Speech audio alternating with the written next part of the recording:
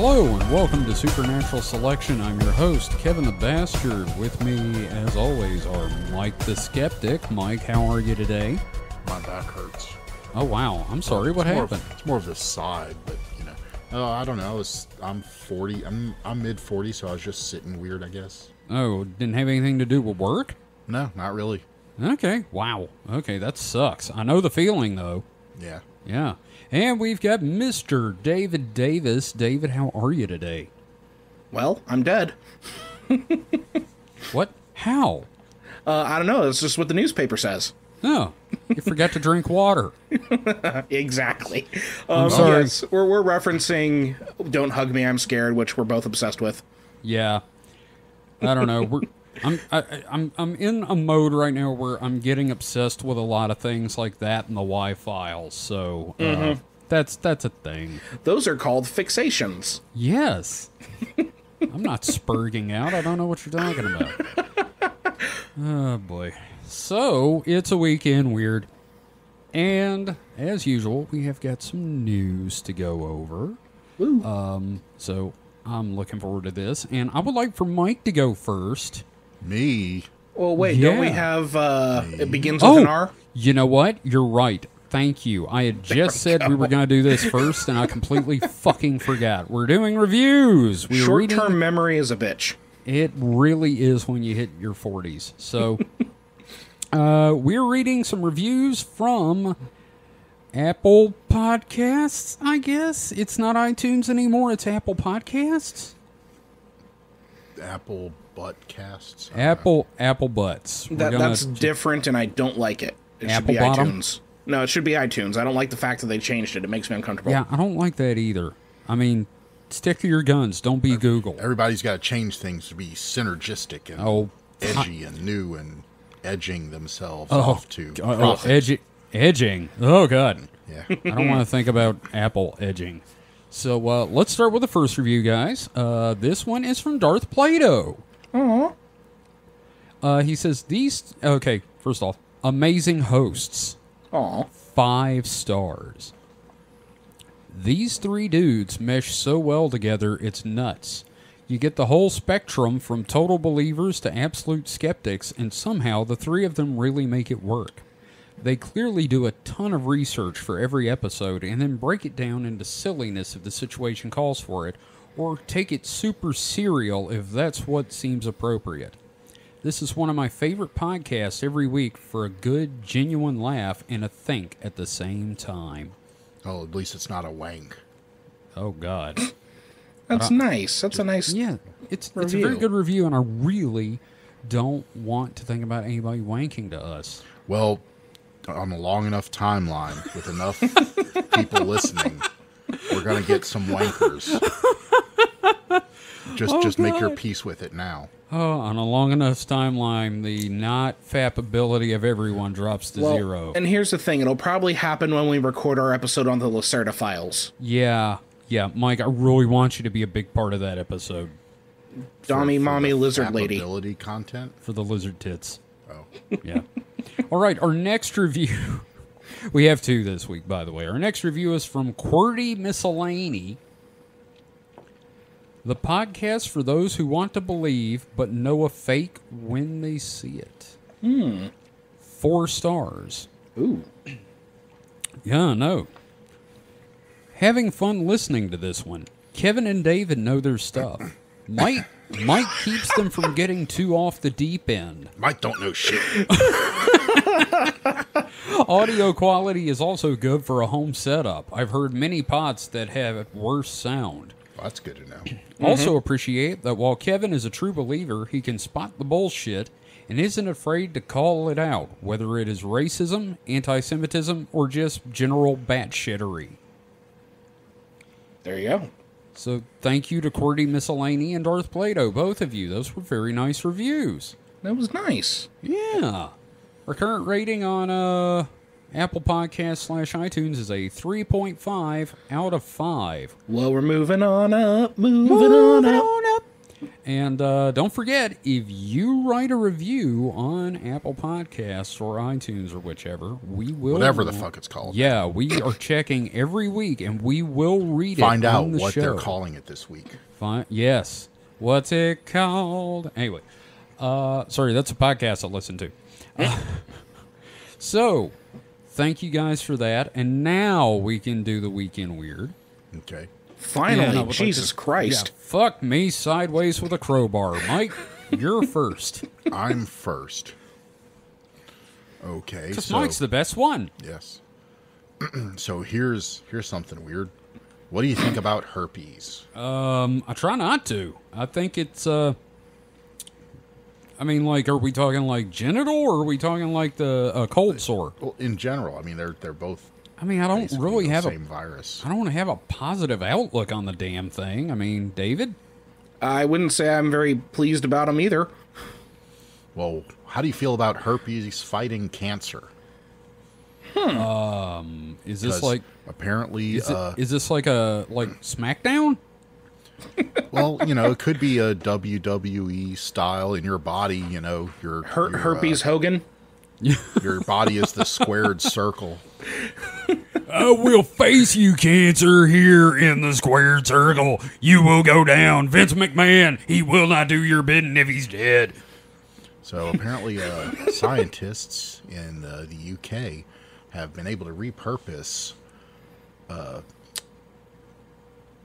herpes. There you go. That's what I'm looking for. Herpes. Have been able to repurpose herpes to fight cancer. And has shown very positive human trials. So wait, do they teach it kung fu? What's going on here? Here's they dial it up and put it in the white room where Neo was, and yeah. I'm sitting here thinking, hey, you know Steve, yeah, you know how he's got herpes, yeah. Have you noticed, unlike the rest of us, he doesn't have cancer? My question is, like, if you want to help treat someone, is it administered orally? Oh God. Well, so there are two. So this isn't any normal herpes. Obviously, you can't just people with herpes Fucking aren't super cancer herpes, free. yes. So what they do is they take the regular herpes virus and genetically modify it. They teach it kung fu. Once again, they take two things and force them to do what eventually came naturally. But the viral treatment, known as RP2, and is genetically engineered strain of herpes simplex 1, which is the mouth version. Okay. And sometimes the genital version is herpes simplex 1 as well, but most usually commonly 2, right? Yeah, most commonly 2 is the naughty bits 1, and 1 is the naughty mouth bits 1. But you can give someone one from the other. Yeah. Is that how sex works? That's when one herpes loves another herpes. Sex, yes. But they so it's designed to work on two fronts. First of all, it's injected directly into the tumor. The virus selectively infects and kills certain cancer cells. But it also blocks the expression of certain proteins, which cancers use to hijack cells and create new cancer cells. Right. So I guess my question here is, what scientist was looking at like this cold sore on his mouth and going, "Hey, this gives me an idea"? Well, I mean, so the idea to use genetically altered viruses for things like this is been around for quite a while. I guess it's just whichever virus is the easiest to use. Probably has the best qualities that they're looking for. Well, easiest to get. Yeah, I was going to say, I can't imagine it's hard to get herpes in a lab. Well, herpes widespread probably speaks to its infectiousness and hardiness. So it's probably qualities that are, useful. I just when picture you run a delivery method. I just picture all the herpes viruses looking like Tom Hardy now, and that's like horrible. You know, it makes sense, though. Everything that you're talking about here, like, absolutely makes sense. It's just, it's kind of weird that, like, we're finally kind of getting to that stage where it's like, well, let's start doing that stuff, see how it works. I just find it weird we get a situation where we can go, finally, a use for herpes. Now, so, you know, and herpes is something that's very hard to, not hard, but, you know, it takes It's hard to get rid of. It's hard to get rid of, yes. But yeah, also, I mean, like, they say, like, was it herpes C? You that's permanent, right? That's like, you just have that shit. No, you're thinking hepatitis. Oh, my bad. That's very different. Herpes is also almost impossible to get rid of. But yeah, it just goes into remission like cancer. But it doesn't cause too many problems. I mean, it's not great. It basically causes, like, you know, cold sores and shit. Lesions and things. Yeah. But it doesn't, like, as far as we know, it doesn't have, like... It's not lethal. Unlike hepatitis, which can, you know... I think it has, like, psychological effects. Like, it actually makes you go crazy. Yeah, I mean, that's what got Al Capone. Yeah. Was hepatitis. Oh, it was hepatitis? I thought it was syphilis. Oh, you're right. Yeah, syphilis. Syphilis is the one that does that. Yeah, I think hepatitis. I don't know what hepatitis does, except, you know, get into family and or something. I think it fucks with your pancreas, right? Ooh. Yeah. Well, I don't remember, but I know there's, you know, hepatitis or some bad things that can happen. Wow, so hepatitis is kind of like diabetes. No, Well, it fucks with your pancreas. Sort of. Okay. Hepatitis could probably give you diabetes. Oh, no. Oh, no, it's a liver thing. Oh. Yeah, it's a liver thing? Yeah, so hepatitis B, and C are liver, and then alcoholic hepatitis is the liver inflammation caused by drinking too much alcohol. But yeah, it's basically like a liver thing. Nice. Yep. Or not nice. No, never not nice. But no, one of the patients in this study experienced a complete remission for 15 months so far. Oh, wow. Ooh. Yeah. Man. So here's another thing. So I don't know. I'm assuming that these viri, probably the genetically modified viruses, probably don't self-replicate, because that's one of the things is obviously if you have a genetically modified organism like that, you want to be able to control it. Mm-hmm. And I know with a lot of, you know, viral delivery methods, they make it to where the virus itself doesn't self-replicate. Right. So therefore, you're not just chock full of these new viruses that, you know, may have other problems. Chock full of herp. Or it would also mutate. You know, a virus obviously doesn't ever stay the same. So after, you know, generations, a virus could mutate. Who knows absolutely. What this cancer-fighting virus all of a sudden causes super herpes, where, you know, your head falls off. And is replaced by a giant blister. Yeah. But look, sorry, go ahead. I was going to say, so, you know, they probably have a limited shelf life and only, you know, not shelf life, but a limited time span in the body. Right. They probably have to be renewed. Yeah, they probably, like, die off or something. What if you could, like, take, like, say, COVID, an airborne virus, and do something like this, and just, like, get spread to everybody? This sounds and nobody has cancer. This sounds like something I've seen before. The Stand. Well, you know. I'm just saying. On a serious note, as someone who has lost several family members and a parent to cancer, fuck cancer, and I'm glad this is promising. Yeah. Thank God for herpes. You know what? Yeah, thank God for herpes this one time. You know? So, thanks for that, Mike. That's actually really interesting. Yeah, and, it is. I really kind of hope you'll keep an eye on this and, like, update us.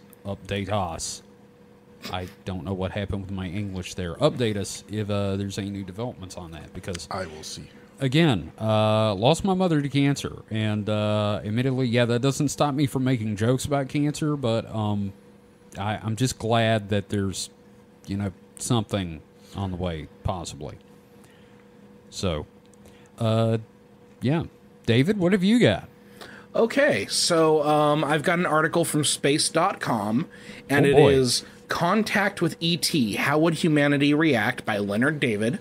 That's funny, because I actually wrote an article mentioning that. Yeah, so you've got this article title, and then immediately underneath they have kind of like that subtitle, you know, for social media purposes, and the immediate answer they offer is, it is unclear what the effects would be. So we wasted your time. Right. And, But, it has some interesting information, just kind of because that's one of those like really interesting questions. Like, what happens when if we finally get proof that there is extraterrestrial life out there and we're able to contact them, like they are a civilization Right. that can be contacted. So, the article is mostly just kind of an overview about like what the current protocol is, that sort of thing. What the ripple effects would be. Talking about like what the investigation is so far. So, Right. one thing is, like as far as like the immediate future, one of the things they're talking about is something called the Galileo Project. And it's all about like those kind of protocols for possible contact with extraterrestrial intelligence, mostly around like radio signals, but we're probably, radio signals representing something from like a certain age from far back. Like, so the other thing is like also what other forms of communication could there be in that sort of thing? Okay. And then specifically, like, technically, they're saying that, like, quote, given the nearest star system, Alpha Centauri, is 4.4 light years away, such signals would require a decade or more for a round-trip conversation. As a result, they do not bear consequence to our immediate future. And this is Right. from the Galileo Project. So they do talk about a different type of contact that could deliver a prompt impact. It concerns physical objects from another civilization that are already within the solar system. The arriving hardware need not be brainless, but could possess artificial intelligence, seeking information about the habitable region around the sun, our backyard. So the idea is that like they could use artificial intelligence to create a simulated, I guess you don't want to say like maybe a simulated go-between in that case. So Like a relay kind of a thing? yeah, so where we could like probably like program the ideas into the artificial whatever it is, and that way, if like for example, I imagine they would attach that to some sort of like extra solar probe or something like that. Because when we sent out Voyager just had recordings, right? And it had Right. the disk and everything like that, but what if you could create a computer system that could communicate rudimentary? Yeah, basically basically it'd be like, when you call up tech support and they have that, automated system. Right. And It's you like, can like so our probe gets there and it's like, if you are intelligent, press 1. if you're not intelligent, If you- continue to drool. If you would like to speak to a representative, press 2 and wait 4.5 years. I do like that idea. Yeah, no, and like I think it makes sense in a lot of ways. Well, So, yeah, I mean, Yeah. Yeah, so no, it's interesting for me to think about, and like the article goes into more depth about like how the protocols will change and everything like that. Like the main thing right now is that there's no like international agreement on how we should engage with like extraterrestrials or visiting extraterrestrial objects. Yeah. Like we don't have guidelines in place. well, yeah. We don't have guidelines in place for, a asteroid detected on a collision course with Earth. So Yeah. we tend to not have guidelines in place until the thing happens. It's like the Yeah. rubber raft that says "do not eat." Well, it says that because someone ate it. Exactly. Obviously, Right. So yeah, they didn't think about putting that on there until someone ate it. Yeah, don't put Windex in your eyes. Yeah, that thing. Yeah. So as a species, we decided that, might Don't as well eat the raft. ignore a consequence until it actually happens, and then And that's- we'll take care of it. That's a lot of I mean, that's like the fuck. I mean, you don't really think about tornado preparedness until, tornado season. Yeah, but even then, if say Kevin, if we lived here and there was a statistic probability of tornadoes, but a tornado has never happened, nobody would give a shit. Right. If you live somewhere where hurricanes are a probability, but in living memory have never happened, you're not going to prepare for hurricanes. I mean, hell, we live in a hurricane-prone area, and I still don't give a shit. Exactly. So like I said, humans are really Yeah. bad at risk management. Yeah, exactly. I'm just going to run out and buy the milk and bread and then eat my milk sandwiches. Another thing that this got me to think about was like, if we're considering this, it's possible that like another alien civilization did that. And then the idea is that like, how do we decipher one of those probes if it comes into our area? And the whole thing just reminded me of Star Trek: The Motion Picture. Yes. Yeah, V'ger. It is basically, V'ger. Yeah. Although V'ger is more of they were sending it home. Yeah. They buffed it up and sent it home. So maybe it's more like the whale probe. Whale probe? Yeah, the whale probe from Star Trek 4. Oh, yeah, no, I know exactly what you're talking about. I was like, the whale probe, ooh. Oh, well, no, don't probe your whales. No, respect their boundaries. But you... God damn it. But, yeah, no, I agree. Now, the thing is, I am curious... Mike, what do you think happens to society in general when aliens... So that's something I have thought a lot about. Because here's the thing. In my article about disclosure, which I do want... Before we move on real quick, I did write an article. It is up on supernatpod.rocks now about disclosure. And one of the Full things... disclosure. He wrote an article about disclosure. Indeed. But one of the things I was talking about is the fact that the UFO community is expecting it.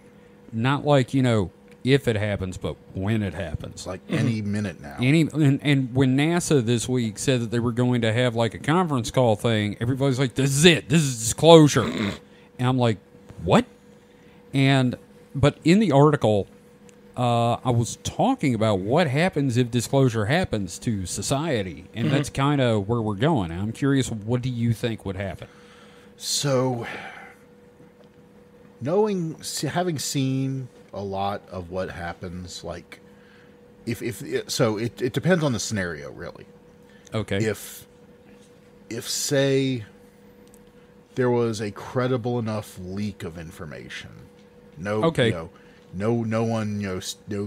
press conference or anything, at least at first, I think that would probably be the best outcome because it'd be kind of a soft launch. Mm-hmm. And judging on reaction from that. Well, not even judging on that, but just, it would prepare people more. It's like, I'm going to punch you in the face, so be ready for it. Okay. But, if say just tomorrow, like noon tomorrow, Biden goes out on stage, it's a press conference. He says, aliens are real. Here's Zipnak here. Say hi, Zipnak. Good. He's like, yeah, we're sorry we covered up for so long, but they wanted it. They're shy. But anyway, that wouldn't be catastrophic. I mean, I don't think it'd be society ending or anything like that. But there would be a not insignificant portion of the population who could not deal with it one way or the other. Either by, self-harm or,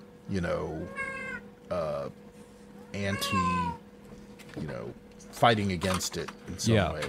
Well, I feel like, okay, first off, all trust in the government is gone. What little there was is gone. I don't think that's true. There's been so many scandals and other big shit that has come out about the government that you can't say all trust in government is gone because there's still people that are going to trust them. And it depends on the situation too. Like, idiots. If they didn't want, if the aliens didn't want to be, talked about, well, how, it's like, can you blame the government for not talking about it? I don't know, probably. But I feel like, in general, there's two reactions we're going to get. One, the complete collapse of religion for some people, and the complete embrace of religion with others.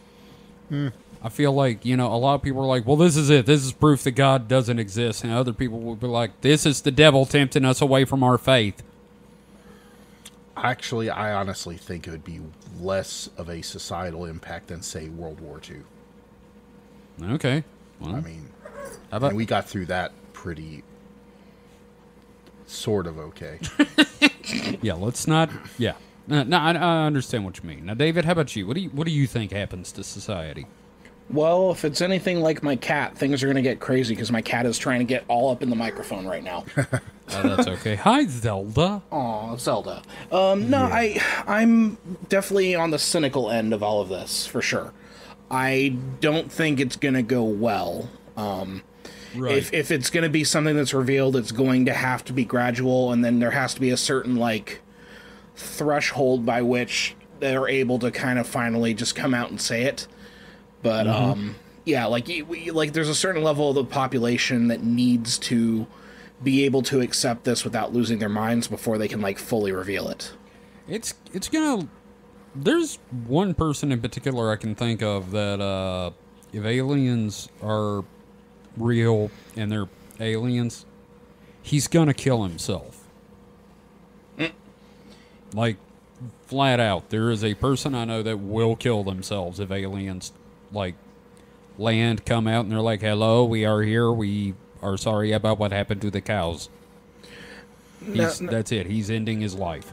Now, see, what you do is you hire James Cameron to make a series of films about first contact to ease people into the idea, and I think they already started that with this Avatar series. Man, I fuck the think Avatar I think series. that is going to be the. I think it's already happening, man. I think James Cameron's going to lead us into the future. Are you saying that James Cameron is a tool of the disclosure movement? Why not? Why not? Okay. All right. All right. You heard it here first, folks. James Cameron's in on it. He's a giant fucking tool belt. Like, why isn't the government talking about unobtainium? Because Why are they trying to keep unobtainium unattainable for us? we're too busy dealing with adamantium. No, we still haven't wrapped our heads around Tex-Mexium. Oh, yeah, that's right. And what about Kekiganium? Oh, yeah. And let's not forget the mononucleate gold. Gundanium. Gundanium. Oh, man. Dude, we need our giant robots for when the aliens do show up. So I mean, like, also, I think it depends on the objective of the aliens. Like, yeah, if they breathlessly come on the air and are like, we're being invaded. Yeah, no, everybody's going to lose their goddamn shit. I'd lose my shit. Yeah, no, alien invasion, absolutely. But, you know, I think it's all contextual. Yeah. Well, Yeah. I mean, we all know it's just tools of the superstructure, so. No. Yeah, it also depends on, like, when we talk about aliens, what are we looking at? Like, are they humanoid in appearance, or are they something else? Are they actual, are they actually, like, biological entities from our universe, or are they multi-universal things? Are they future humans? You know, what version are we going with? I don't know. That might be a good idea just- for an episode. Is just like, well, let's puzzle out these different first contact scenarios for one of the different types things- of yeah. Yeah, well, one of the episodes I have in mind is we're going to be called All Them Aliens, and I would like to go over the various species that are supposed to be involved in Earth politics. I guess one of the things we can do is, like, the lose our shit scale. Oh, Exactly. right. Yeah, Yeah. like the mantis cucks are in that list, and, like, I have a feeling that would be the one that would, like, really freak people out. Yeah, I think it's a pretty self-explanatory progression. As Yeah. the less human they are, Oh, yeah. the more Like, shit people lose. Like, if the first ones that show up are the Nordics, it's like, oh, yeah. man, there's going to be a fucking cult based around oh these yeah, guys. no, I think it'd be the opposite. Like, everybody would just, like, fall in love and Oh, like, that's what I mean. There's going to be a cult around the Nordics. It's like, oh my god, they're so hot. Ew. But yeah, I mean, there'd be factions that'd be like, oh, they're probably tools of Satan. Yep. But they're always like that. yeah, but and we all know they're actually just tools of the reptilians. But let's move on to I've got one. If that's okay. Anybody got anything else to add to the? Nope, go for it. Okay, all right. So this one is from MysteriousUniverse.org because I was just really fascinated with the subject. Article is, of course, by Paul Seaburn. Young man who posted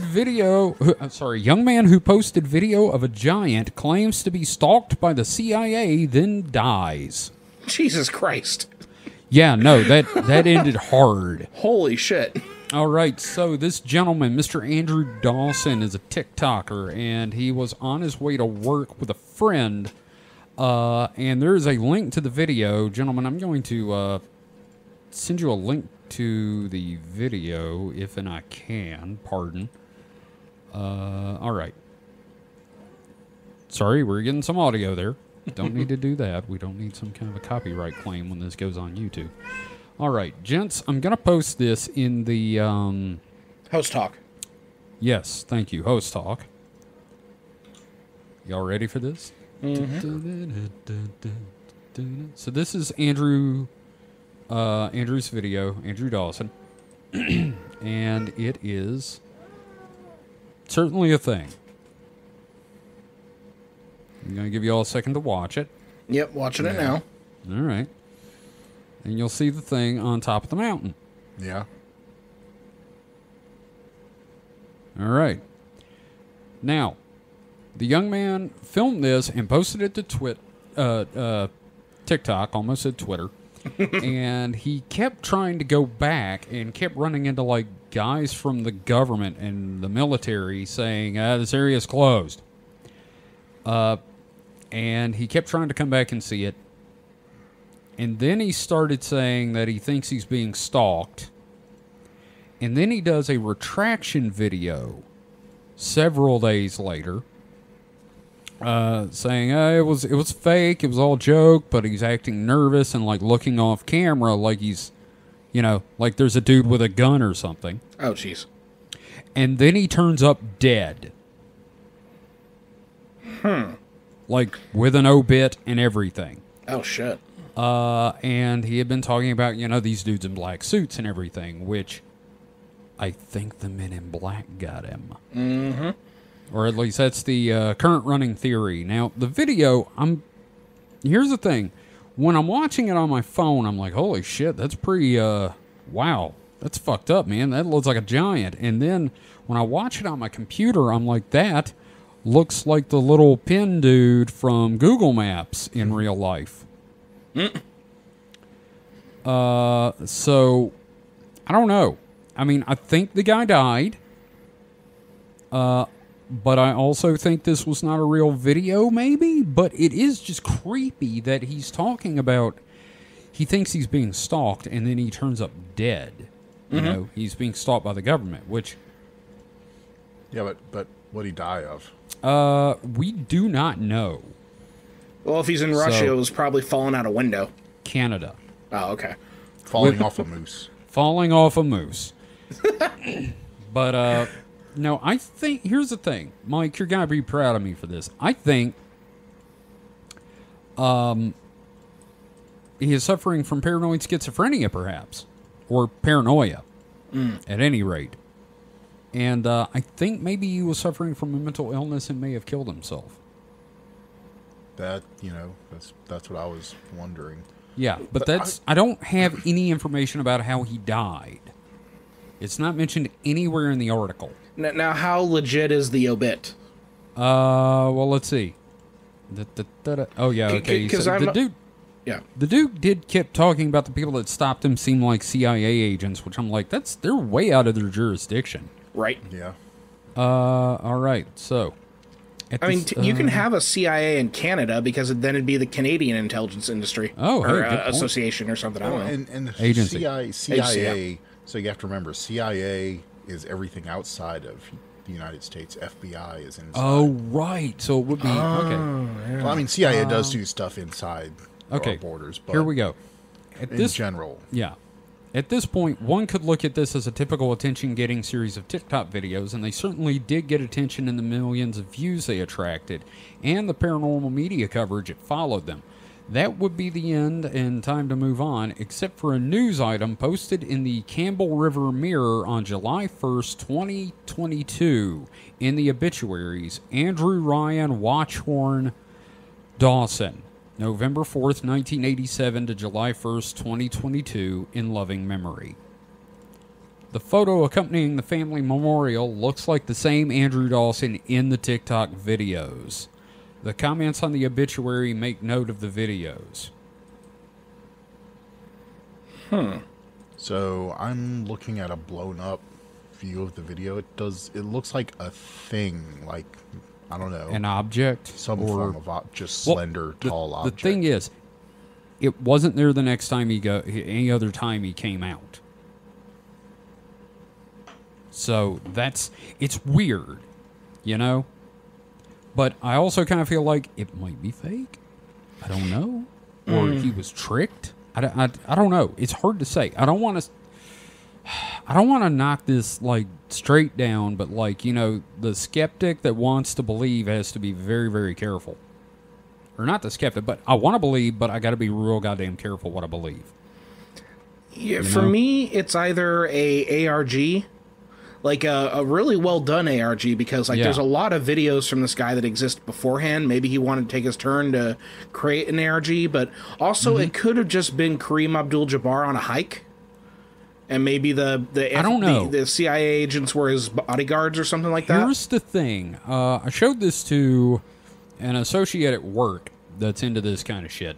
Mm-hmm. And if that thing, like if you look at being able to see it from this distance, that thing's like 20 feet tall or more. Mm-hmm. Yeah. That is like fucking huge. There's no frame of reference, so you can't really tell how big it would be. Okay, but it's still pretty goddamn big. Like, if you look at the beginning of the video, you see the size of the mountain. So I wish I could stabilize it, because it does, in fact, move. Mm-hmm. But it does. The shakiness of the video means you can't really tell how. Yeah. Now, but it looks kind of like it's just sliding, like it's, post-processed. Which, there's a part of me that's like, Bigfoot can't stand on the ice either. Because he originally thought it was Bigfoot. Which, really Bigfoot. Yeah. It's like 3 Bigfoot standing on top of each other in a trench coat. I mean, it could just be a normal person silhouetted against the sky. Maybe. But it just seems huge to me. It seems huge, but it also zooms it way in. So you have no frame of reference. I mean, if you look at the features of the mountain, it doesn't seem like it could be that. It has to be that big. There's no trees around it. Yeah, that's the other problem, is there's no reference points. Like, if it was bigger than a tree, that would be a thing. Yeah. Like, no, it's interesting. I doubt this is over. I think we're going to hear more about it. I hope so, because I don't want to... I want it to be real. How's that? I want it to be real. Judging by the quality of the camera and the fact that it can zoom, I mean, there are iPhones and my phone has a zoom, but it doesn't have this good of a zoom. No, but some Androids do. Well, no, that's what I'm saying. My phone has, it's like I think it's a 3X or something. I mean, the way this thing crops in, this is like it also slide zooms, I just noticed. Okay. So this is like a DSLR or something. Okay. It doesn't like switch from one zoom level to the next. It actually pulls in. So, those, professional, at least, prosumer equipment. Right. Interesting little fact. This is on Whistler's Peak Mountain, and it's called that. Do you know why it's called Whistler's Peak? Because there are sounds of whistling? Whistle pigs. What? Whistle pigs? Whistle pigs. It's a type of marmot. Okay. What? It's a type of marmot or ground squirrel that emits a high-pitched whistling sound to other marmots about impending danger, and that's why they call it Whistler's Mountain, or Whistler's Peak, because it's loaded with marmots called whistle pigs. Maybe it was just a really big marmot. Mike, like the whiskey. The Canadian whiskey. Yeah. Maybe it is like just a stack of marmots. Marmots all the way down. So it's an Alberta Canaderp. Canaderp? Canaderp. You're looking up Whistler's Peak, Mike? Yeah, I am. Okay. Yeah, well, I think we're going to hear more about this, though. I think so. Yeah, I don't think this is over yet. Yep. All right. Well, that was I don't know. I'm still kind of hoping to hear more about this, and I hope I don't know. This is one of those that I really hope is real. It would be fun. That's me. Yeah. Mike, would you freak out if a giant was real? No. Just keep him away from Billy Crystal, if you know what I mean. Oh, my dinner. Yeah. My giant. Inigo. All right, so Mike, you're up next. What you got? I have. Huh. No, I was just looking. There's a sky tram like right where he was looking at it. Huh. Interesting. Anyway, so we all like podcasts here, I guess, right? Yeah. Yeah. We like I don't. I mean, not that I don't like podcasts. It's just, but y'all sound like you listen to a lot of weird podcasts. Oh yes. Different things. And Oh my yes. So how would you like to listen to a podcast by spooks? Oh, Ghosts? So ghosts? No, not those kind of spooks. Oh. We talked about the CIA a second ago. How about a CIA podcast? Oh God. Yeah, oh yeah. Okay. Yeah. Now, I got is something it to add to 16 this. hours of them apologizing for MK Ultra? Oh, surprisingly not. Not surprisingly at all. It's called the Langley Files. Oh God damn it. And it's a PR outreach initiative to burnish the agency's image as well as dispel notions that it's a glamorous line of work, as What? you know, our media currently Does shows it? it as. Well, you know, sort of. Well, okay. Not I think really. I think the media's portrayal of the CIA is mostly tilted nowadays towards, you know, Iran-Contra affair kind of shit, where they're, you know, or helping, you know, like Argo kind of stuff. yeah, or Right. you know, literally selling drugs to get money for guns for rebels, Yeah. and destabilizing South American governments. Well, that's certainly not stuff. positive. No, it's not. No. So apparently the podcast features suspenseful intro music and a narrator explaining that the CIA will be, quote, sharing what we can with stories that go beyond those of Hollywood scripts and shadowed whispers. And CIA Director Bill Burns is the featured guest on the first episode of The Langley Files. You know what's funny? Apparently, they're taking some inspiration from last podcast on the left, and they're going to try to make it kind of funny. Oh, Jesus Christ. And that's like, you remember when we toppled that government? Yes, I do, my chum. Yeah, no. Remember how many rebels burned that day? Do you remember when I put that LSD in your coffee? My knees are bleeding. Remember how we toppled that Middle Eastern government, and then 3 decades later we're embroiled in a Forever war? forever war? 2 different times? Oh, yeah. Good times. I swear, my chum, this is the best line of work. Yeah, no, it does not seem like a good idea to me. Yeah, I don't see the point in it. Like, I'll probably listen to it just to, like, get a sense of it, but also, like... I don't know that I can listen to it without just constantly screaming, fuckers! Again, quoting Burns in the premiere episode, we do usually operate in the shadows, out of sight and out of mind. In our democracy, where trust in institutions is in such short supply, it's important to try to explain ourselves the best we can and to demystify a little bit of what we do. Hey, guys, you like ninjas? How about white Midwestern ninjas? But with a gun and cocaine money. Here's the thing, all right? I've seen what the government's websites look like. I don't know that I trust them to, competently run a podcast. Oh no, it gets worse than that. Does it? So this isn't connected to this, but I read a story earlier today about how inept the CIA was at handling some of its operatives.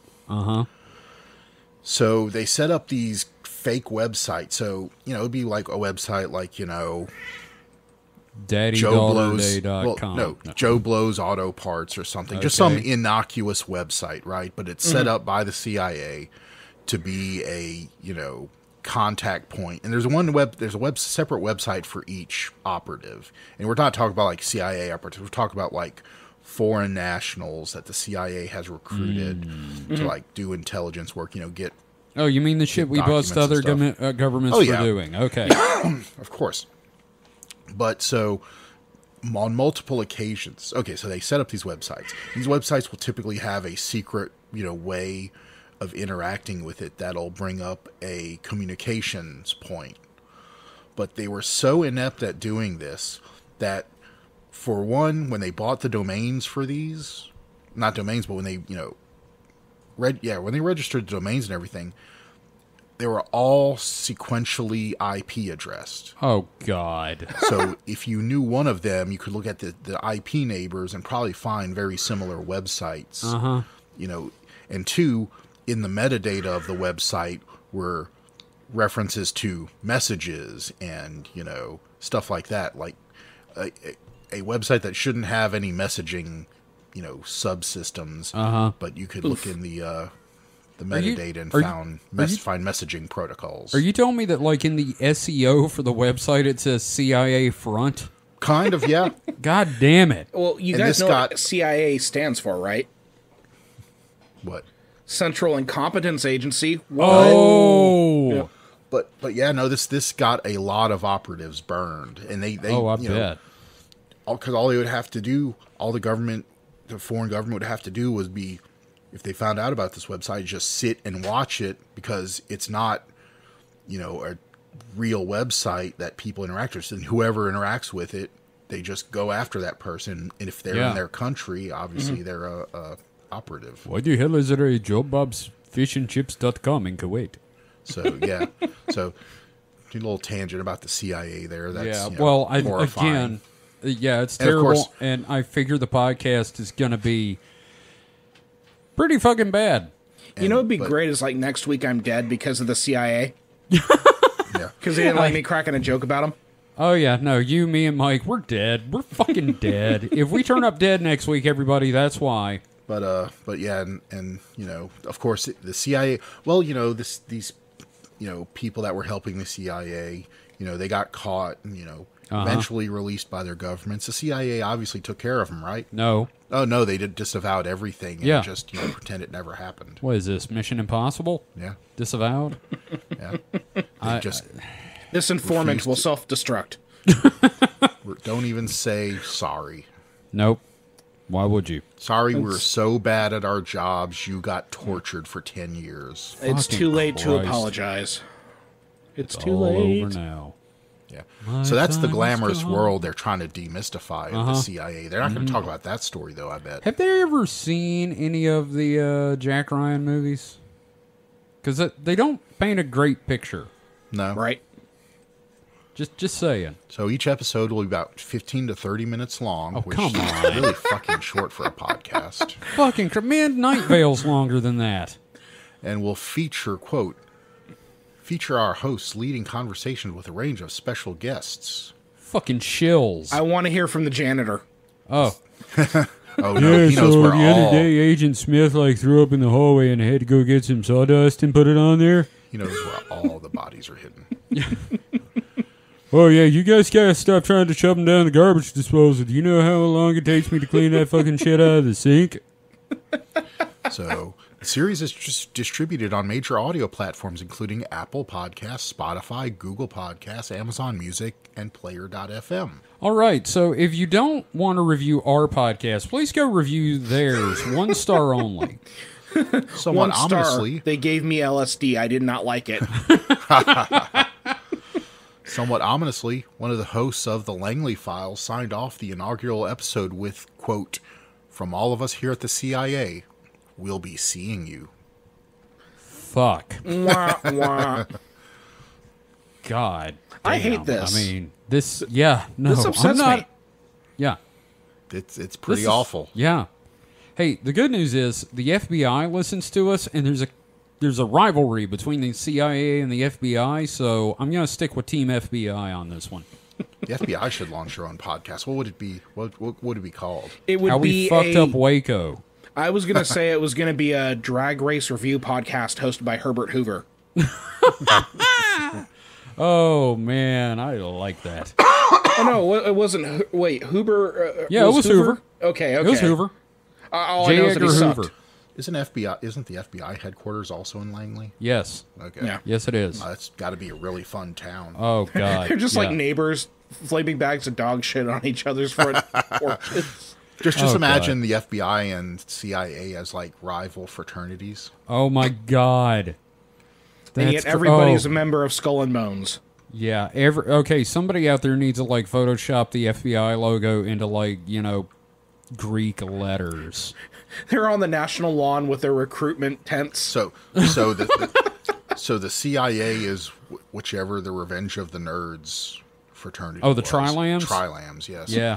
And the Oh yeah, FBI the are ones that basically raped a girl. Right. Yeah. Oh, yeah. That Great movie's movie. a lot darker than I remember. It Yeah. really fucking is, man. I mean, do you remember they did a sketch on Robot Chicken about that, and they got like sent to prison for all the shit they did because it's all highly illegal and Oh, yeah. questionable morals? Oh, yeah. But Kevin, they were unrespected, shat upon nerds, so they deserve to be able to break those laws. Wait. That sounded a lot like incels. Yes. Damn. Okay, let's Well- move on. Oh no, Kevin, incels don't actually do anything. Ah, These nerds okay. took their They took the initiative and committed Initiative. crimes. Yes. Sex Well, crimes. no, like, so do incels. I mean, let's... yeah. okay. Like, well, yeah. but not as many though. Thankfully. Well, like, when they go out, they go out. Like Yeah. remember oh, that Elliot guy Rogers? from Virginia? Yeah. Virginia Tech, wasn't it? Yeah. So, let's move away from this very dark subject. Happy fun time. Yeah, no, but still, I'm not gonna lie. I'll check out the first episode and then I'll just, in disgust, delete We it. should do like a live listen and reaction to it. Oh, hey, do you think they'd like do a crossover with us? Hell yeah. Oh, yeah, that'd be Well, no, great. we'd have to cross over with the FBI though. Yeah, that. Oh, yeah, I'd love that. Today on Supernatural Selection, fucking spooks. All right, so David, what have you got for us now? Well, I have an article from Mysterious Universe as well from God damn. your Okay. doppelganger Paul Seaburn. Yeah. I love Paul Seaburn stuff. Yep. All right, I'm just gonna say he writes some of the most entertaining articles on that site. Yeah. So I, the last article I had mentioned, I kind of glossed over it because I want to spend more time on this one. Yeah. And this is American Airlines flights are being invaded by mysterious and scary sounds. Have you seen the video? I have not seen the video. Oh So my god, it's a TikTok video, and the dude is recording the flight when it happens. Yeah, so I've came across this myself earlier in the week, and it is weird. Yeah. So I'm just going to go ahead and read this, and we'll just kind of Please do. laugh along together. Yes. If you are on a long airline flight and suddenly hear the sounds of moaning, groaning, grunting, and gurgles that are too hard or too embarrassing to describe, you might think you're sitting near someone attempting to join the Mile High Club or have sex in the air. If, on the other hand, you're in an airplane and hear the sounds of someone suffering from vomiting or explosive diarrhea, you may wish you had taken your boss's offer to do the upcoming sales meeting by Zoom rather than in person. And if you hear the sound of both sex and vomiting, you're probably making a mental note to never fly on this discount airline. Well, those sounds have all been heard recently by passengers during flights, and the airline is now is not a low-budget service, but American Airlines, and its management and staff have no idea why arguable. passengers using Los Angeles area airports are hearing them. Yes. That's the other thing. It's a mystery. So there's some great direct quotes in this thing. So the first direct quote here. It was either someone's unfortunate food poisoning in the bathroom or, like, someone with an uncomfortable approach to personal satisfaction. Literally, it was halfway between an orgasm and vomiting. Yes. Yeah, haven't watched the video. They were very unfortunate. Oh, It also yeah. sounded a bit forced, like it was. It definitely did. was more than likely someone, making weird sounds. Again, though, it's on the intercom. Yeah. But yeah, over the intercom, and so you want to read more? Or Oh, yeah. should I No, comment? let him read. This is going to be yeah. great. Okay, so skipping forward a little bit, needless to say, everyone on the plane heard them, including the cabin crew, and they could be heard every 2 or 3 minutes. Collins and others recorded the sounds on their phones, but he appears to be the only one who posted them from this flight. It turns out passengers on other American airlines have had to hear the strange moans and vomiting on other flights. More on God those damn it. later. So, did they fly Cenobite Air? What's going on here? I think they did. This is your pilot Pinhead. Look out your left window. We have such beautiful sights to show you. No tears, please. It spoils the suffering. Another direct quote here. Ladies and gentlemen, we realize there is an extremely irritating sound coming over the public announcements. The flight deck is trying to troubleshoot, trying to turn it off, so please be patient with us. We know this is a very odd anomaly, and none of us are enjoying it. Meanwhile, you hear, Yeah. Yeah, here's the great thing. In the video, you know how airline pilots always come on and they're kind of jovial? It's always like, yeah. ladies and gentlemen, we understand that you're hearing some annoying noises. It's not like that, is it, guy? We understand you're hearing some annoying noises right now. We're working very hard to troubleshoot this. The dude is like seriously pissed off. Yeah, he's reining it in, but he's not happy about it. Yeah, it's great. It's fan-fucking-tastic. So both flight attendants and the captain attempted to reassure the passengers that there was nothing wrong with the plane mechanically, and it wasn't haunted. One flight... Well, can they actually prove that? Yeah, is that a provable thing? I mean, I think the entire problem with the paranormal industry is you can't disprove or prove that. Well, the captain's like, I didn't murder anyone in here, so I know it's not haunted because of me. I didn't bring that dead hooker on the plane with me. Right. One flight attendant told Collins it was probably a hoax. The passengers landed and deboarded without an explanation. Sarah Jantz, a spokesperson for the American, later issued the statement to the Los Angeles Times. Quote, our maintenance team thoroughly inspected the aircraft and the PA system and determined the sounds were caused by a mechanical issue with the PA amplifier, which raises the volume of the PA system when the engines are running. Yeah, Bullshit. But, I mean... that doesn't mean anything. Yeah, somebody still had to be doing that in the speaker. Right, and the thing is, Paul Seaburn says that might be a satisfactory answer if this was one isolated incident on one specific type of plane. Yeah. But it turns out the strange in-flight noises have been heard on a number of recent flights using John Wayne Airport and Los Angeles International Airport. Can I just say that in-flight noises, like they've replaced the in-flight movie with this. Right? Just like, ladies and gentlemen, thank you for flying American Airlines. Please enjoy your in-flight noises. Hi, Poppy. Oh, I'm having one. Yeah, okay, I stole that. Sorry. You take the airplane from the airport named after the Duke to hear someone take a Duke. Yeah. Yep. Okay, got a direct quote here. Quote, my wife and I experienced this during an AA flight in July. To be clear, it was just sounds like the moans and groans of someone in extreme pain. The crew said that it had happened before and had no explanation. Occurred briefly 3 or 4 times early in the flight, then stopped.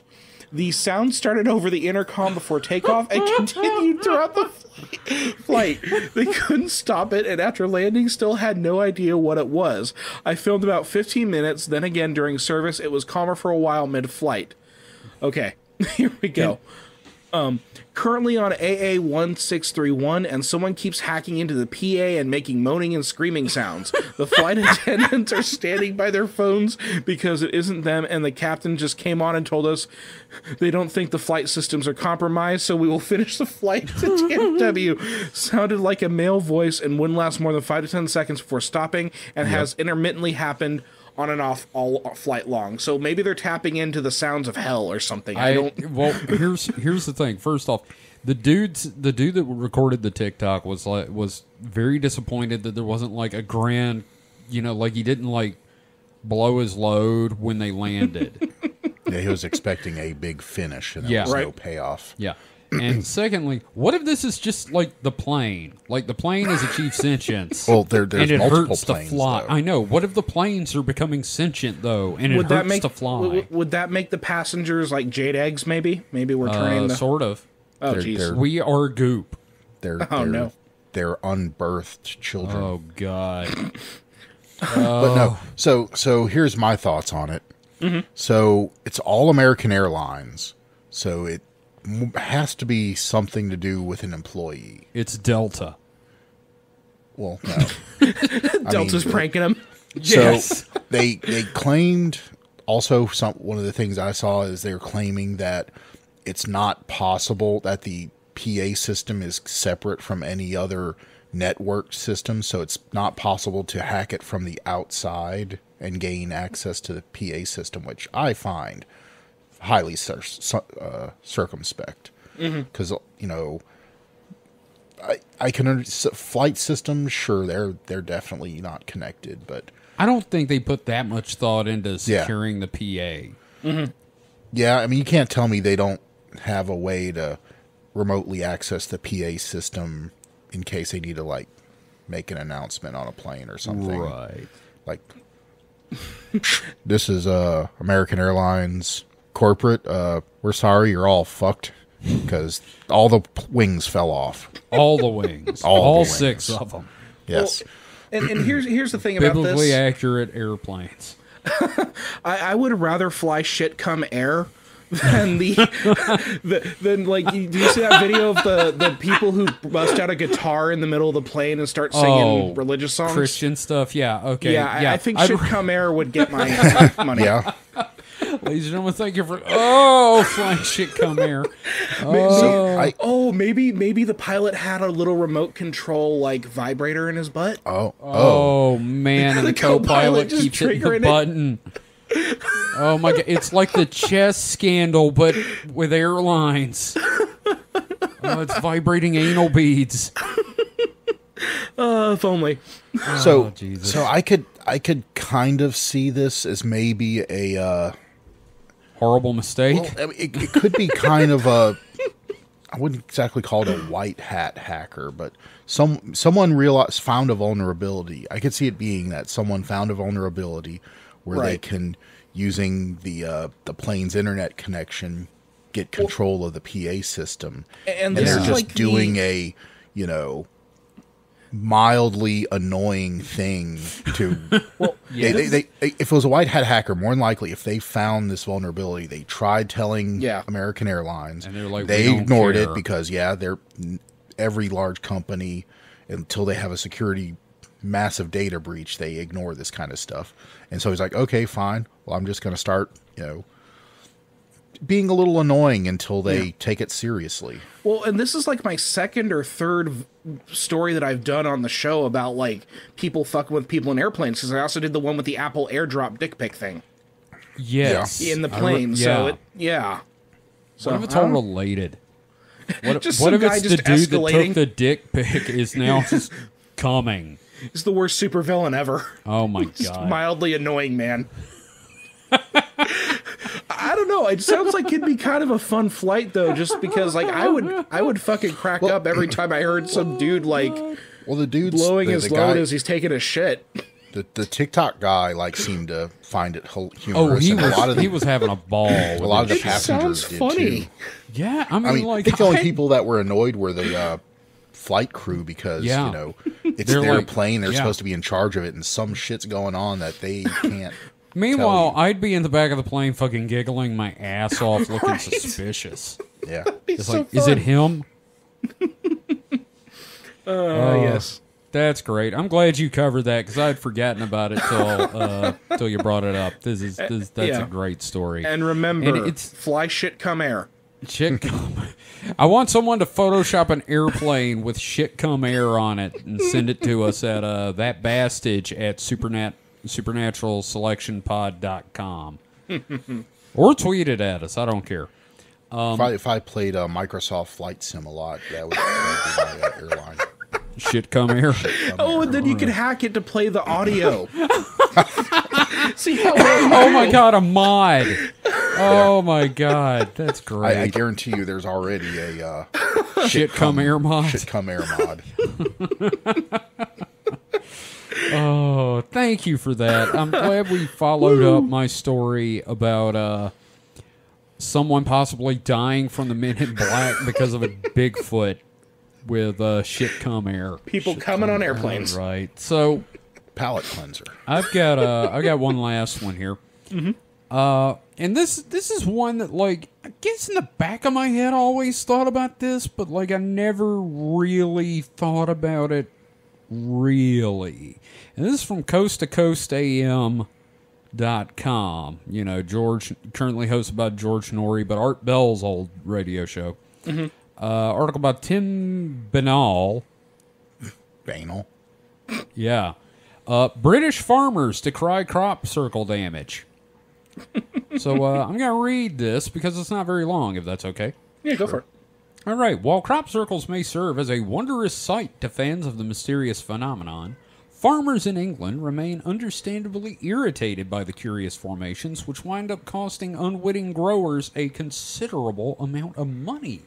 An enlightening new study from The Guardian found that over the last 5 years, these intricate designs destroyed over 40 soccer fields worth of crops, which could have been harvested and sold for approximately $32,000 in total. Oof. The barley and wheat alone would have supplied enough grain for a staggering 300,000 loaves of bread, and the downed rapeseed, due to the formations, accounted for a whopping 600 liters of canola oil that was lost. And there's more, but one victim of the phenomenon, farmer George Hosford, explained that a formation found in his wheat field back in July of 2021 wiped out somewhere between 3 and 4 tons of the essential grain, declaring that, "I don't believe this rubbish, that it's done by aliens."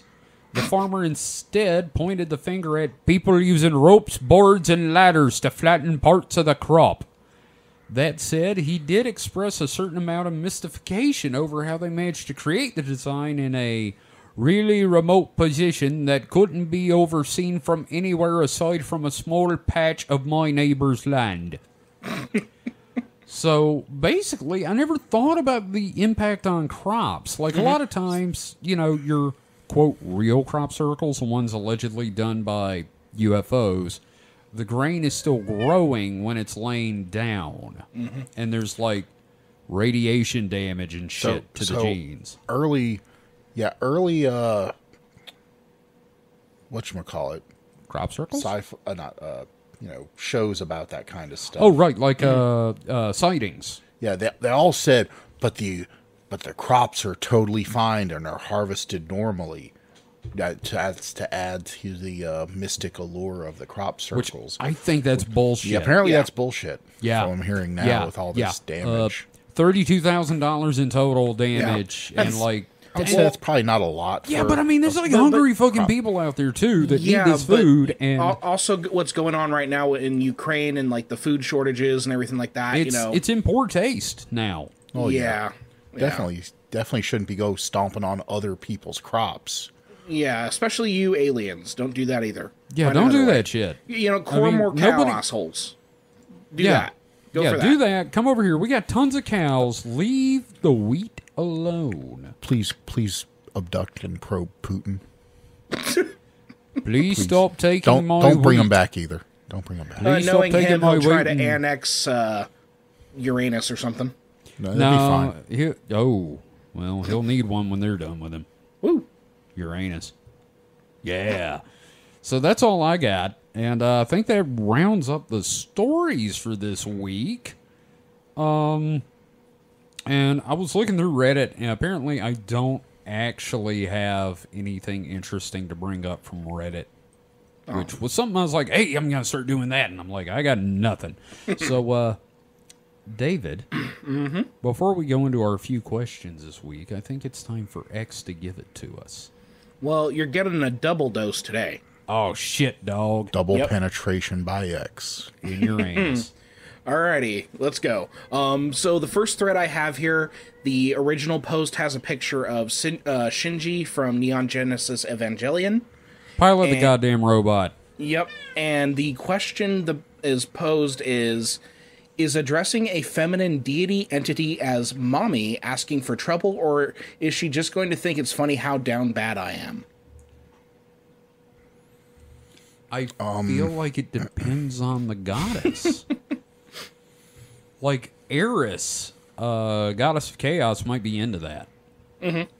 Ishtar, maybe?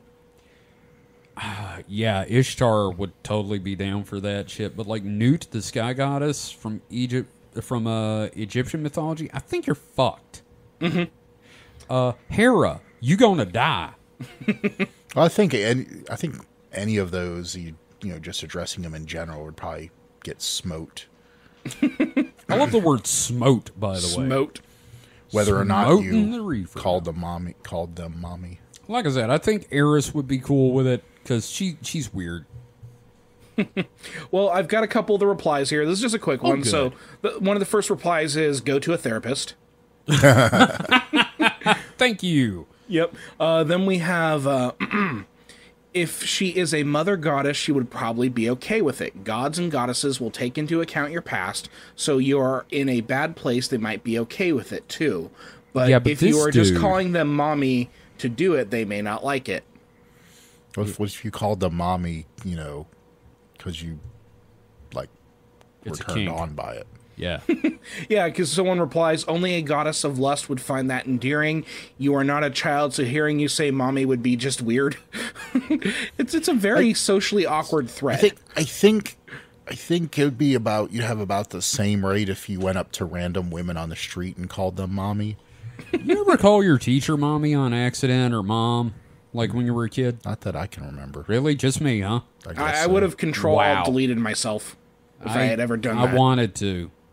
Third grade, man, you do not live that shit down. I'm glad I moved after third grade. I had a chance to start over. Okay. This This got thread dark. just got a whole lot weirder. Oh, great. Awesome.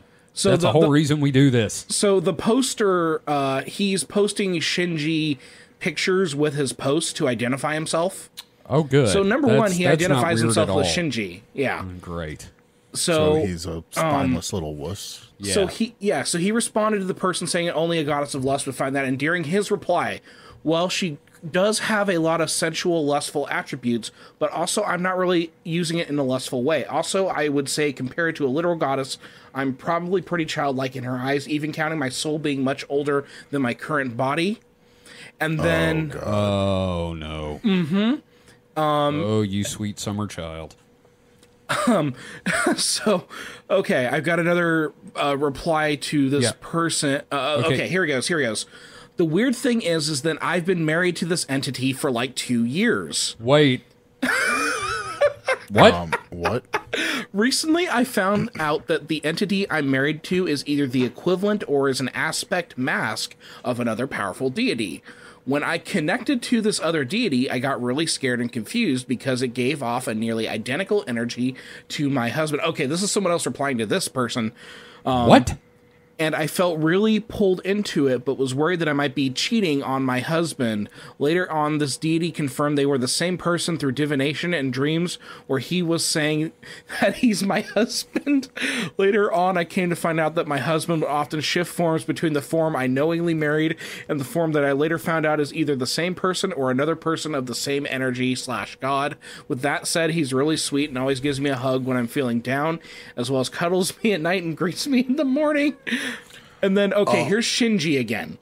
Hold on. Replying What? to- We have to address this person.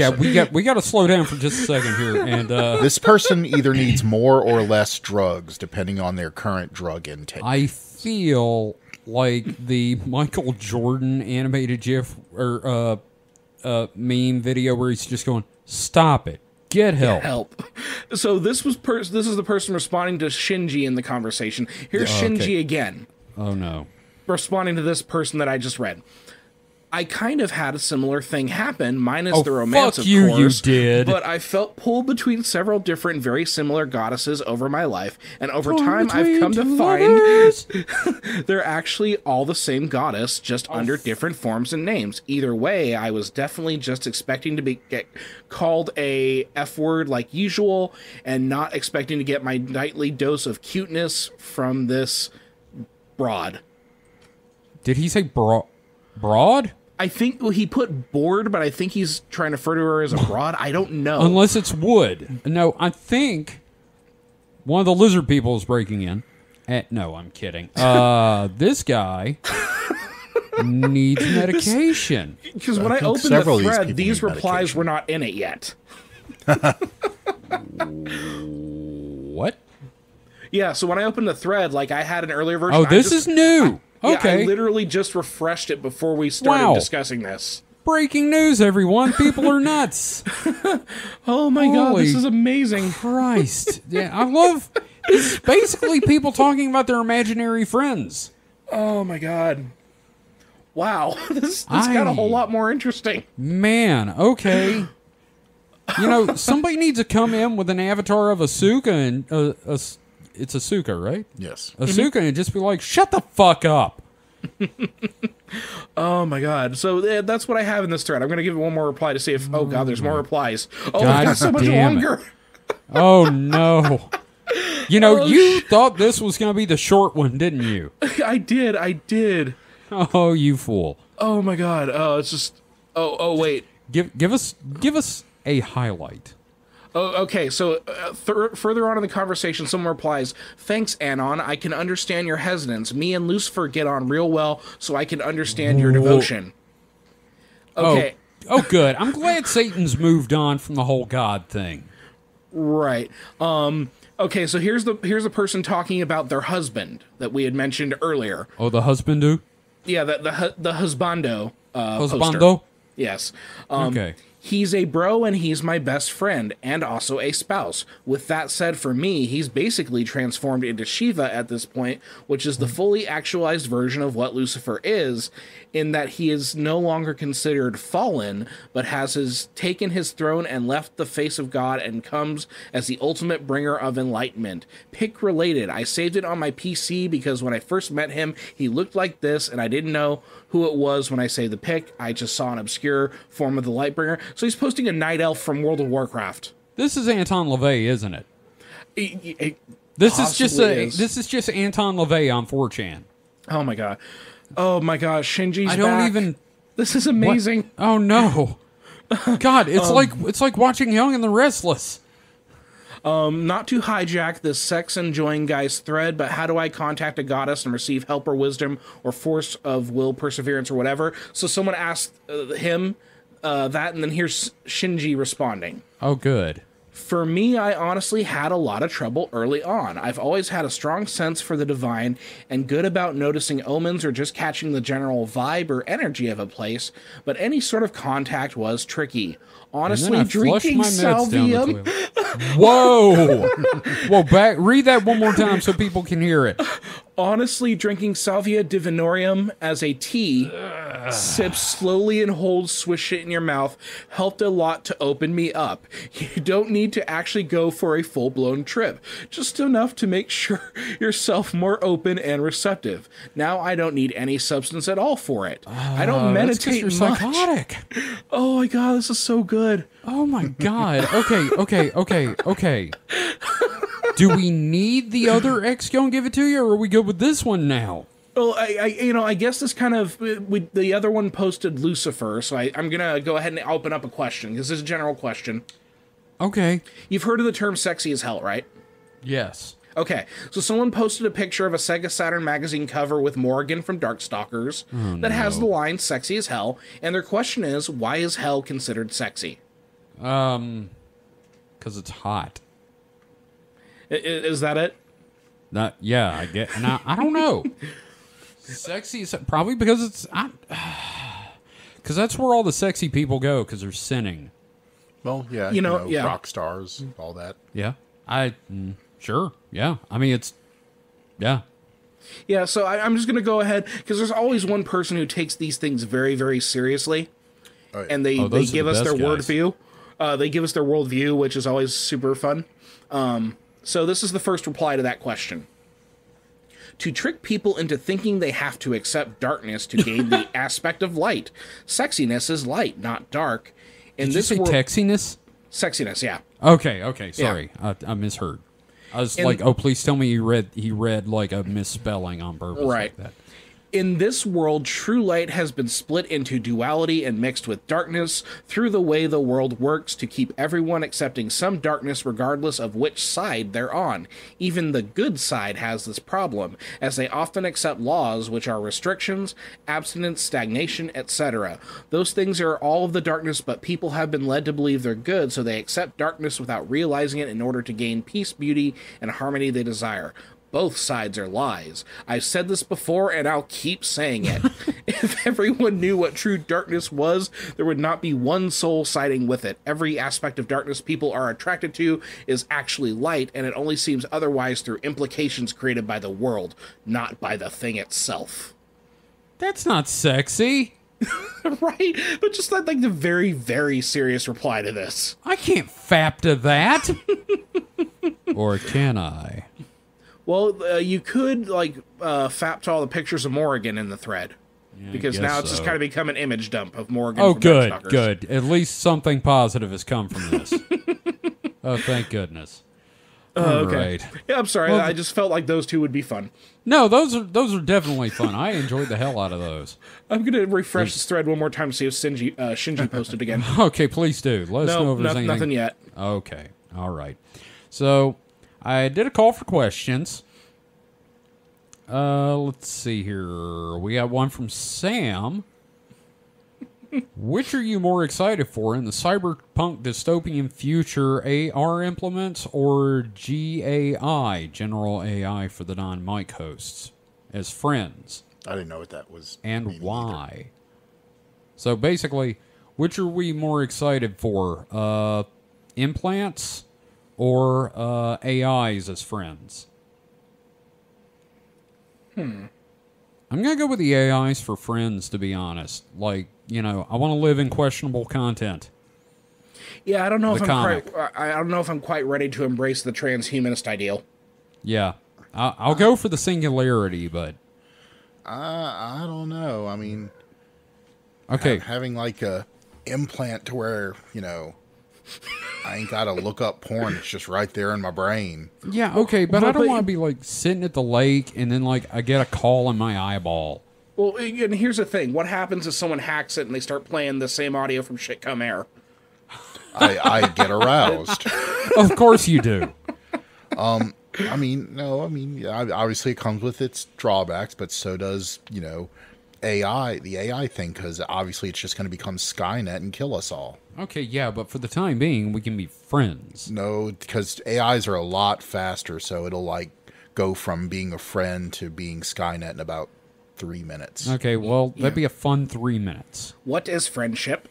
What is friendship? Friendship is when we talk and hang out. You must die. You had Nazis, you must die. I looked up the history of your people. You are doomed.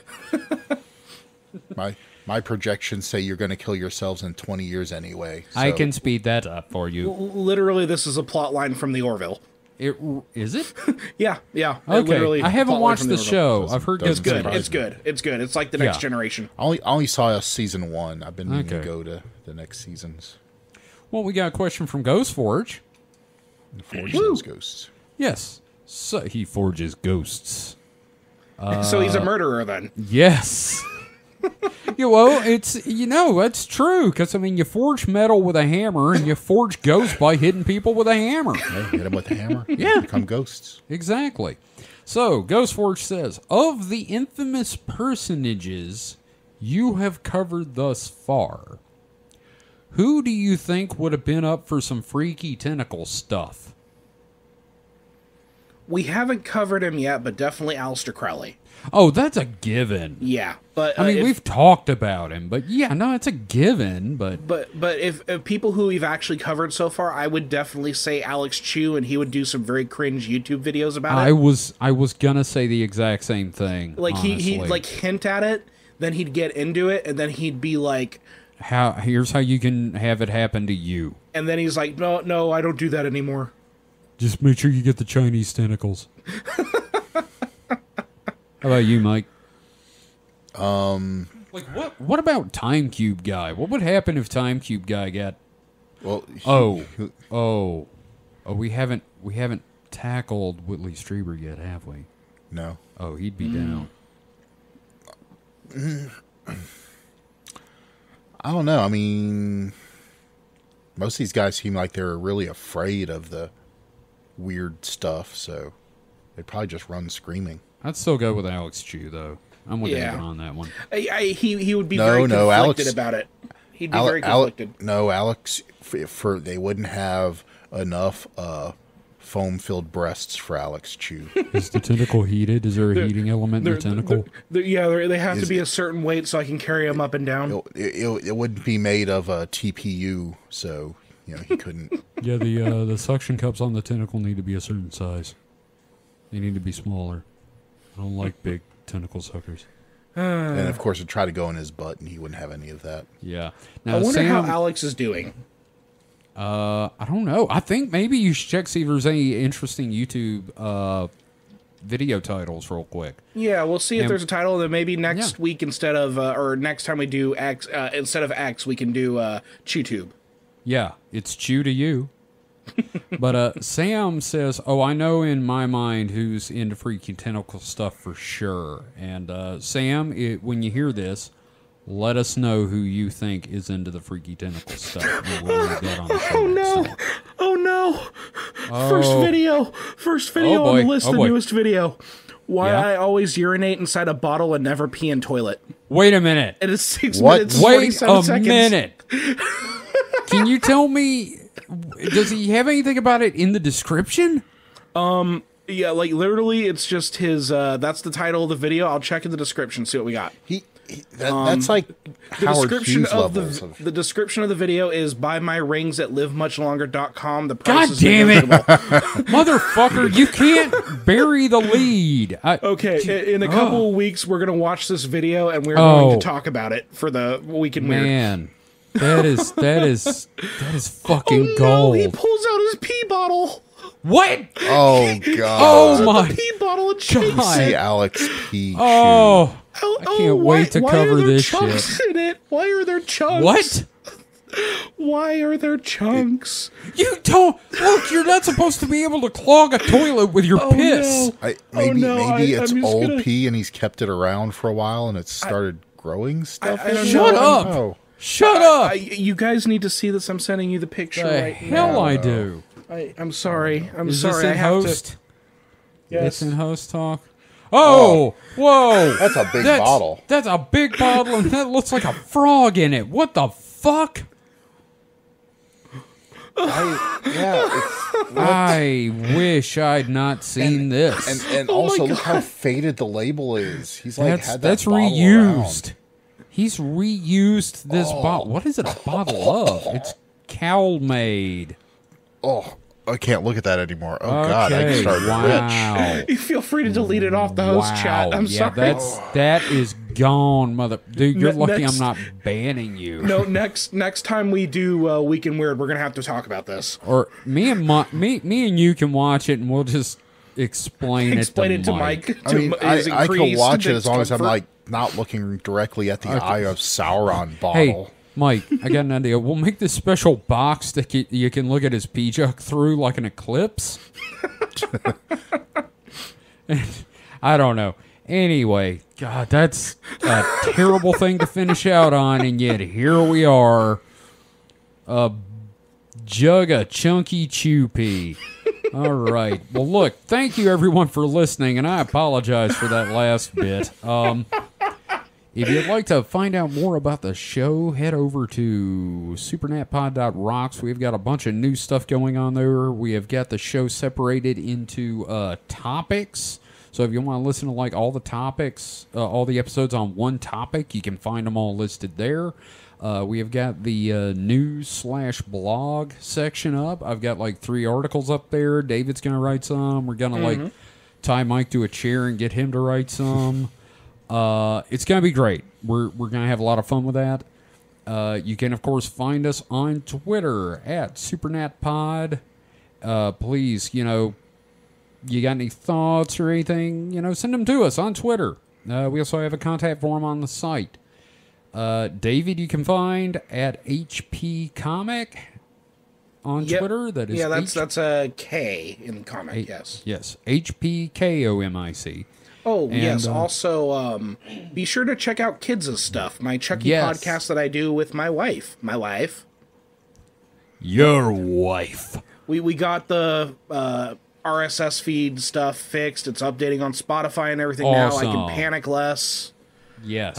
And I want You you, were- two on for an episode at some point. I don't know I would which love episode. to be back on. We need to get Mike into Child's Play. I think he would Yeah. enjoy the series. Make Mike watch the movie about a killer doll that someone could punt like a football out a window. I've seen Child's Play before. Yeah, but you need to see more. Mm-hmm. The show's great. Mm-hmm. So, yeah, thank you again for listening. We will be back next week, and it's going to be one of mine, so get ready for some weird shit. Woo! Yeah. And so until then, stay safe and stay frosty. Goodbye. I'm going to go cook me some chicken and NyQuil. God damn it, Mike. I want you to live. But I want NyQuil chicken, damn it. I want that lean cuisine. The Infumes is